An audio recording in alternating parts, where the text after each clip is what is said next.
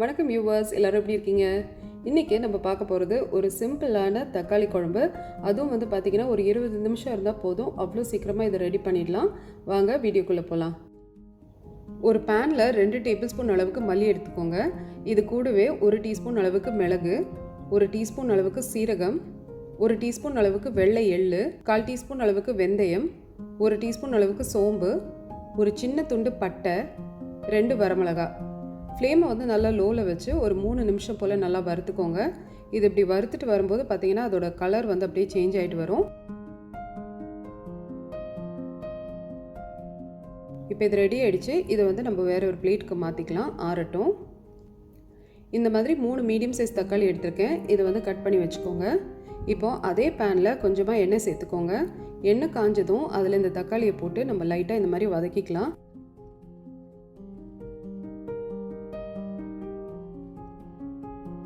தக்காளி ரொம்ப வதங்கி மசிஞ்சு வரணுன்ற அவசியம் இல்லை. இந்த மாதிரி சாஃப்ட் ஆனாலே போதும். இப்போ கேஸ் ஆஃப் பண்ணிடலாம். இது நல்லா ஆறட்டும்.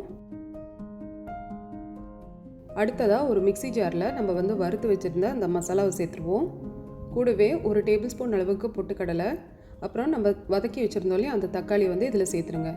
தேவைப்பட்டால் கொஞ்சம் தண்ணி சேர்த்து நல்லா மையாக இந்த மாதிரி அரைச்சி வச்சுக்கோங்க. அடுத்ததாக ஒரு கடாயில் நல்லெண்ணெய் எடுத்துக்கலாம். நல்லெண்ணெயில் செஞ்சால் தான் இந்த குழம்பு நல்லாயிருக்கும். கடுகு உளுத்தம்பருப்பு போட்டு தாளிச்சுக்கோங்க. கூடவே 4 பல் பூண்டு சின்னதாக நறுக்கி சேர்த்துக்கலாம். கொஞ்சமாக கருவேப்பிலையும் போட்டு இந்த மாதிரி லைட்டாக வதக்கிக்கோங்க.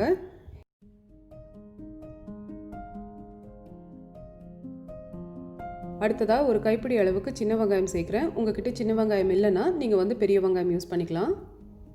இப்போ வெங்காயம் வதங்கி வரும்போது நம்ம மசாலா பவுடர் சேர்த்துக்கலாம். 1/4 டீஸ்பூன் அளவுக்கு மஞ்சள் தூள், 1 டேபிள் ஸ்பூன் அளவுக்கு மிளகாய் தூள். ஃப்ளேமை நல்லா லோவில் வச்சு மசாலா வறுத்துக்கோங்க.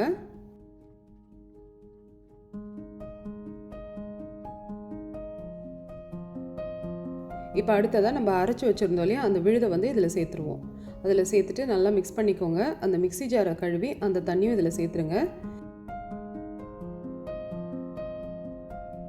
குழம்பு ரொம்ப திக்காக இருக்குது, அதனால் கொஞ்சம் எக்ஸ்ட்ரா தண்ணி சேர்க்குறேன்.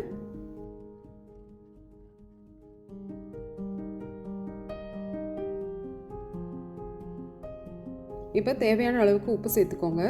சேர்த்துட்டு நல்லா மிக்ஸ் பண்ணிக்கோங்க. ஃப்ளேமை மீடியமில் வச்சுருங்க. ஒரு 5 நிமிஷத்துலேயே பார்த்தீங்கன்னா இந்த குழம்பு ரெடி ஆகிடும். எண்ணெய் இந்த மாதிரி பிரிஞ்சு வந்துடும். இப்போ நம்ம பெருங்காயத்தூள் போட்டுக்கலாம்.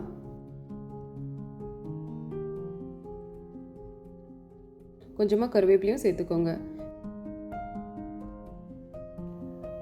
பெருங்காயத்தூள் நீங்கள் ஃபஸ்ட்டில் கூட சேர்க்கலாம், ஆனால் லாஸ்ட்டில் சேர்த்து பாருங்கள். குழம்போட வாசனையே ரொம்ப சூப்பராக இருக்கும். ஸோ இப்போ இதை மூடி போட்டு வச்சுருவோம். ஒரு 10 நிமிஷத்துக்கு அப்புறமா இதை சர்வ் பண்ணிக்கலாம். நீங்களும் இது கண்டிப்பாக ட்ரை பண்ணி பாருங்கள். உங்களுக்கு இந்த வீடியோ பிடிச்சிருந்தனா வாங்க சாப்பிடலாம் சேனலுக்கு ப்ளீஸ் சப்ஸ்கிரைப் பண்ணுங்கள். வாங்க சாப்பிடலாம்.